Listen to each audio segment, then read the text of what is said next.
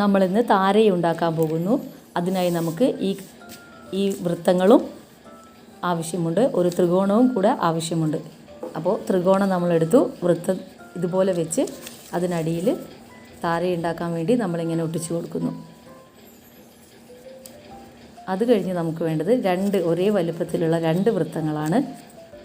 അതിന് നമ്മൾ പശ തേച്ച് 2 സൈഡിലായിട്ട് നമ്മൾ ഒട്ടിച്ചു കൊടുക്കണം. അതിനിടയിൽ നടുവിൽ നമ്മൾ ഒരു മഞ്ഞ ചെറിയൊരു വട്ടം മടക്കി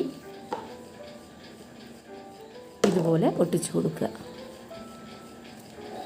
ഇതിൻ്റെ സെൻറ്ററിലായിട്ട് ഇങ്ങനെ വെച്ച് കൊടുക്കുക. അടുത്ത വട്ടവും നമ്മളിതുപോലെ മടക്കി മറ്റേ സൈഡിൽ ഒട്ടിച്ചു കൊടുക്കണം.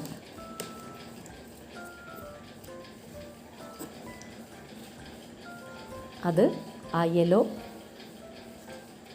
ഇതിൻ്റെ നടുവിലായിട്ട് വരണം. നന്നായിട്ട് ചേർത്ത് ഒട്ടിച്ചു കൊടുക്കണം. അടുത്തതായി നമുക്ക് വേണ്ടത് 2 ചെറിയ മഞ്ഞ വട്ടങ്ങളാണ്. അതിൽ നമ്മൾ പശ തേച്ച് 2 സൈഡിൽ മുടി പോലെ നമ്മൾ ഒട്ടിച്ചു കൊടുക്കുന്നു.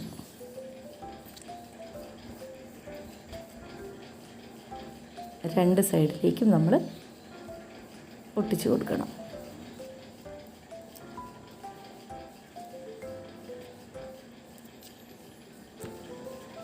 അത് കഴിഞ്ഞ് നീളമുള്ള 2 ഒരേ വലിപ്പമുള്ള 2 പീസ് എടുത്ത് 2 സൈഡിലും കൈകളായി നമുക്ക് ഒട്ടിച്ചു കൊടുക്കാം.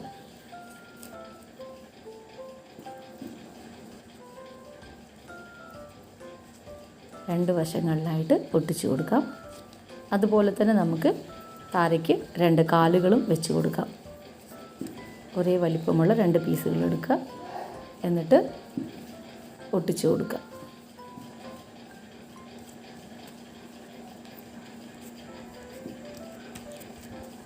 ഇനി താരയ്ക്ക് കാലുകളിൽ ഇടാനുള്ള ഷൂസ്, അതാണ് നമ്മൾ ചെയ്യുന്നത്. ചെറിയ 2 നീല വൃത്തങ്ങളെടുത്ത് അത് നമ്മൾ പശ തേച്ച് കാലിൽ ഒട്ടിച്ചു കൊടുക്കണം.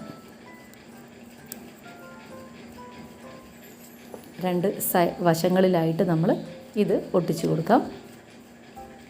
അത് കഴിഞ്ഞ് താരയുടെ ഏകദേശ രൂപമായി. ഇനി നമുക്ക് കറുത്ത മാർക്കറും റെഡ് മാർക്കറും ആവശ്യമുണ്ട്. കറുത്ത മാർക്കർ വെച്ച് 2 കണ്ണുകൾ വരച്ചു കൊടുക്കാം.